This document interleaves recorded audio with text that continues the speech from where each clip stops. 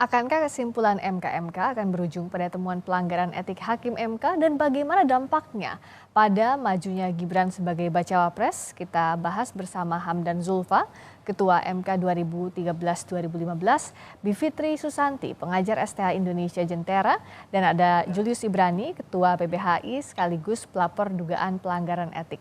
Selamat malam Pak Hamdan, Mbak Bivitri, juga Mas Julius.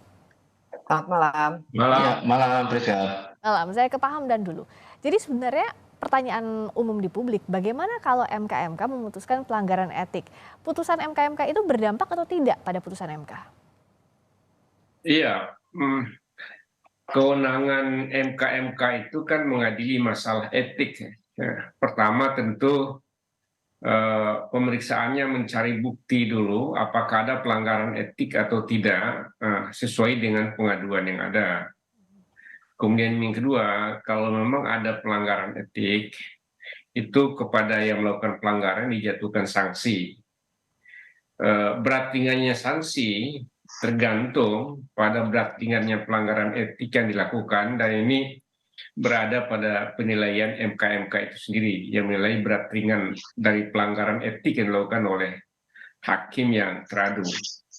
Jadi bentuk sanksinya memang ada peringkat ya. Kalau memang pelanggarannya ringan ya teguran ya, lisan, kemudian juga teguran tertulis ya, atau peringatan ya, tertulis. Kemudian yang paling maksimal itu adalah pemberhentiannya. Memang undang-undang memungkinkan untuk memberhentikan hakim konstitusi itu melalui mekanisme majelis etik ya. Dirumuskan di sana itu kalau hakim itu melakukan perbuatan tercela, dan perbuatan tercela itu sangat tergantung pada sejauh mana berat ringannya pelanggaran etik yang dilakukan, dan itu diputuskan oleh majelis etik ya. Putusan MK, MK tidak bisa lebih jauh ya memutuskan mengenai bagaimana status perkara dari suatu perkara yang ditemukan pelanggaran etik ya. Itu tidak bisa lebih jauh dari sanksi etik kepada hakim teradu. Jadi artinya tidak bisa memengaruhi putusan MK sebelumnya begitu Pak Hamdan? Tidak bisa mempengaruhi putusan, artinya tidak bisa misalnya merekomendasikan bahwa putusan itu batal, karena itu tidak mungkin, karena putusan MK itu agak spesifik ya, beda dengan peradilan umum. Kalau peradilan umum itu ada mekanisme pemeriksaan kembali dalam tingkat banding, tingkat kasasi, peninjauan kembali, bahkan bisa jadi peninjauan kembali. Kalau kita melihat undang-undang kekuasaan kehakiman, kalau terjadi pelanggaran etik dalam hal terjadi konflik kepentingan, di mana hakim teradu itu memiliki kepentingan langsung atau tidak langsung dari perkara yang diperiksa, dan ternyata dia tidak mundur, maka dia bisa dikenai sanksi etik ya, atau sanksi lain, dan juga putusannya harus diperiksa ulang. Nah, di MK tidak memiliki mekanisme pemeriksaan ulang terhadap suatu perkara. Kalau di peradilan umum atau peradilan di bawah Mahkamah Agung itu memberikan kemungkinan untuk itu. Karena itu memang apapun ya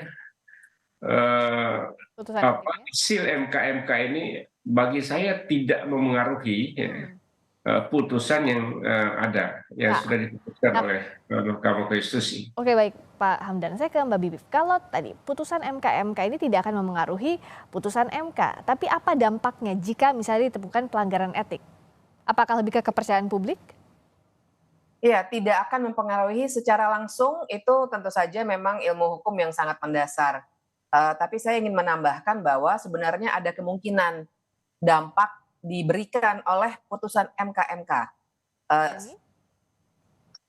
Salah satunya yang terus-menerus kami dorong sebenarnya adalah supaya MK menyatakan dalam putusannya paling tidak bahwa putusan 90 itu harus segera diperiksa ulang, karena juga sudah ada perkara yang masuk ke Mahkamah Konstitusi, jadi bukan MK-nya ya, dilempar kembali ke Mahkamah Konstitusi, Jadi perkara yang sudah masuk itu bisa dipercepat. Seperti dulu misalnya pada 2009 itu ada sebuah perkara yang 1 hari bisa putus. Nah, mengingat bobot dari pelanggaran etik yang kalau memang besok diputus demikian ya, sangat-sangat berat. Karena bahkan secara prinsipil dalam kekuasaan kehakiman itu dikatakan sesungguhnya ya secara prinsip kalau suatu putusan itu mengandung benturan kepentingan oleh salah satu hakimnya, maka putusan itu tidak sah. Nah, cuma kan tentu saja Pak Hamdan benar bahwa MK tidak bisa memutus suatu putusan tidak sah. Ya. Tapi dia bisa menyatakan bahwa ini bobotnya sangat berat sehingga MK harus segera memeriksa kembali perkara yang menyangkut pasal 169 huruf Q.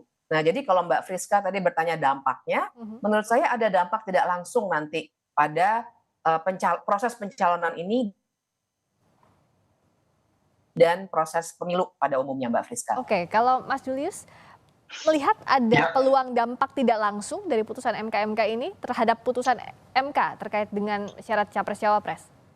Ya, saya pikir sudah jelas Priska ya, konstitusi bilang final and binding, dia tidak mungkin bisa diputuskan oleh lembaga etik atau dibatalkan lembaga etik MK. Tapi poinnya begini, saya pikir keberadaan Prof. Jimli, Bintan Saragih dan juga Wahidudin Adams yang diharapkan bisa bersikap progresif itu bisa merangkai dan mencari titik relasi antara judicial misconduct dan violations of ethical code and behavior of the judges yang kita sebut-sebut sebagai pelanggaran etik dan perilaku hakim konstitusi kepada titik legal error. Itu dulu. Jadi ini bukan perkara di pengadilan negeri yang levelnya ecek-ecek gitu. Ya, Komisi Yudisial pernah merangkaikan itu. Jadi dia menemukan titik antara pelanggaran etik kemudian perilaku yang ternyata mempengaruhi substansi putusan. Gitu. Jadi artinya teknis yudisial itu tanda kutip bukan terbongkar atau terbantahkan. Dia menjadi bahan untuk dilakukannya pemeriksaan ulang lewat permohonan yang baru yang tadi dijelaskan oleh Mbak Bibip gitu. Jadi poinnya sekarang di situ kita sudah tidak berada pada titik apakah Anwar Usman dipecat atau tidak. Saya pikir itu sudah jelas dipecat. Laporan PBHI, bukti-bukti yang kami miliki, yang justru kami ambil dari MK itu semua sudah kuat. Jadi pertanyaan sekarang di level Prof. Jimli, Bintan Saragih, dan juga Wahidudin Adams adalah menggabungkan relasi keseluruhannya itu apakah terjadi legal error yang berpotensi menyebabkan putusannya menjadi tidak sah. Sehingga tadi ada permohonan baru yang masuk yang Mbak Bibi sampaikan, itu bisa menjadi materi pemeriksaan ulang. Kira-kira gitu, Friska. Nah, saya ingin tahu lebih dalam soal ini dari sisinya Pak Hamdan sebagai Ketua Mahkamah Konstitusi yang sudah hafal betul seluk-beluknya. Mungkinkah tadi harapannya Mas Julius bahwa ada kemungkinan progresivitas yang ditunjukkan oleh MK dan juga ada peluang secara tidak langsung berdampak pada putusan MK mencari legal errornya, Pak Hamdan? Jadi saya membayangkan putusan MK itu kan substansi terdiri dari dua sisi ya. Satu pertimbangan hukum, dua amar. Ya. Kalau kita memahami sebuah putusan yang mengikat itu kan di amar ya. Itu bagian terakhir ya. Nah kalau di amar menambahkan amar yang merekomendasikan peninjauan kembali atau pemeriksaan ulang sebuah putusan, nah itu offside. jadi nggak bisa ya. Dulu begini, saya dulu pernah ada satu perkara di Mahkamah Konstitusi. Ya. Pak Jimli itu ketua DKPP. DKPP itu kan masalah etik juga. Saat itu DKPP memutuskan di samping anggota KPU-nya itu dikenai sanksi etik, juga memutuskan ya putusan yang dikeluarkan oleh KPU itu tidak sah ya, dalam amarnya, dan itu dibawa ke MK. Ya MK menyatakan ini bukan kewenangan, ini offside ya. Jadi dia hanya masalah etik dan tidak bisa di luar dari itu dan putusan itu dibatalkan oleh MK. Ya. Ini karena ini menyangkut masalah hukum yang saya kira cukup mendasar. Kemudian yang kedua, kalau dimasukkan dalam pertimbangan, misalnya adalah biasanya di putusan MK itu ada kadang-kadang agak-agak ini juga agak-agak offside sedikit gitu. Biasanya memberikan sebuah pertimbangan yang kira-kira mengarah pada suatu apa yang harus dilakukan akibat dari putusan itu, tapi itu dalam pertimbangan hukum. Jadi problem. Pertama, pertimbangan hukum itu bukan hukum ya, tetapi hanya sekedar reasoning dari suatu putusan yang mengarah kepada amar ya. Oke. Jadi itu